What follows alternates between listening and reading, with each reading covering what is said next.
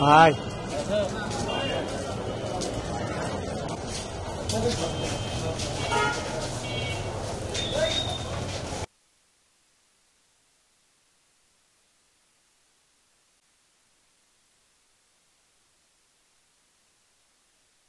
আমি ন্যায় বিচার পাবো উচ্চ আদালতে, আমি অবশ্যই ন্যায় বিচার পাবো উচ্চ আদালতে, আমি অবশ্যই ন্যায় বিচার পাবো।